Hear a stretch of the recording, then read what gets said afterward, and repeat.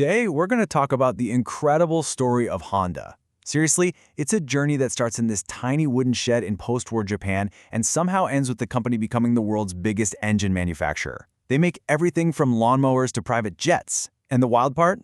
It all kicked off with a simple, kind of brilliant idea. So here's the big question we're unpacking. How on earth did a tiny little motor, originally from military radio, get strapped onto a bicycle and end up being the seed for a global industrial giant? Well, the answer is just a masterclass in creativity, and honestly, pure defiance. And this really puts the scale of that ambition into perspective.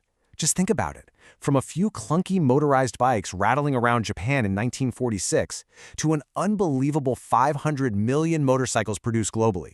No, that is not a typo. 500 million. The growth is it's mind-blowing.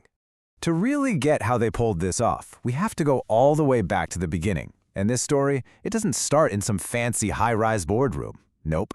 It starts in the rubble of a country that was just desperate for a way to get around. At the heart of Honda, it wasn't just one guy. It was this perfect partnership. You had Soichiro Honda, this brilliant, hands-on engineer who just lived and breathed the workshop. And then you had Takeo Fujisawa, the business mastermind, who figured out how to sell the things and build a company. The way people tell it is perfect. Honda built the machine, Fujisawa built the empire around it. And their first creation that truly changed the world? It was this, the Super Cub. This thing wasn't just a motorcycle. It was freedom. It was mobility for absolutely everyone. It was reliable, easy to use, and cheap. It literally put entire countries on wheels and became the best-selling motor vehicle in human history. Over 100 million sold. But how did they come up with stuff like that? It all goes back to Soichiro Honda's core belief. He truly believed that real success only happens after you've failed over and over again. And you have to understand, this wasn't just a nice saying on a poster. It was baked right into the company's DNA. It meant his engineers had the freedom to try things, to mess up, to learn, and that created this culture of constant, relentless innovation.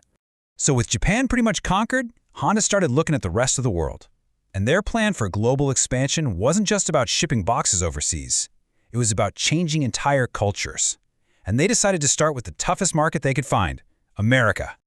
Back in the early 60s, if you were riding a motorcycle in America, you were probably an outlaw, right? Part of a gang. So how does Honda break into that? With this stroke of marketing genius. This slogan completely changed the image of motorcycling, from something rebellious and scary to a fun, wholesome activity for literally everyone. It is, without a doubt, one of the most successful marketing pivots ever.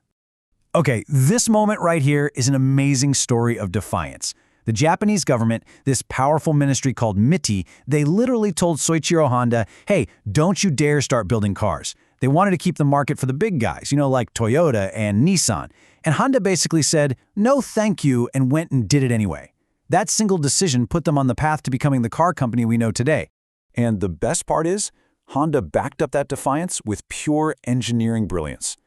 When the U.S. passed the Clean Air Act, all the big automakers in Detroit were saying the new standards were impossible to meet. Meanwhile, Honda's engineers were quietly working on this, the CVCC engine. It not only met the super strict standards, it did it without a catalytic converter, something nobody else could do. It was a total mic drop moment that put Honda on the map as a technical leader, period. But Honda's success wasn't just about these clever engines. Time and time again, the company faced these huge business challenges, and they solved them with these bold, strategic moves that just left their competitors scratching their head. Just look at these 4 masterstrokes. First, when the U.S. was threatening to limit Japanese car imports, what did Honda do? They didn't just complain, they built a factory in Ohio, becoming the first Japanese automaker to build cars in America. Then, they basically invented the Japanese luxury car market by launching Acura, a full 3 years before Lexus or Infiniti even showed up. They beat everyone to the punch again by releasing the very first hybrid in North America, the Insight. And then, almost just because they could, they decided to build a private jet that completely dominated its class. And that decision to build cars in America? Yeah, that wasn't some small side project. As of 2023, Honda has built over 30 million cars right here in the United States. That one strategic move back in the 80s locked down their most important market and protected them from decades of trade drama. And this pattern of always being first, it went way beyond just the big headlines. Honda was constantly pushing the envelope with all these industry firsts. I mean, the first in-car navigation system sold in the US, that was a Honda. The first mass-produced car with four-wheel steering, Honda.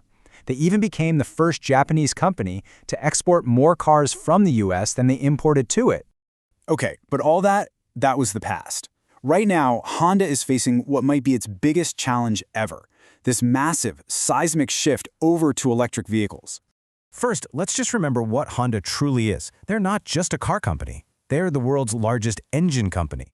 From motorcycles, where they're number one, to cars, to lawnmowers, to boat motors, even private jets. This diversity is their greatest strength, but it also means that moving away from the internal combustion engine is a monumental task for them.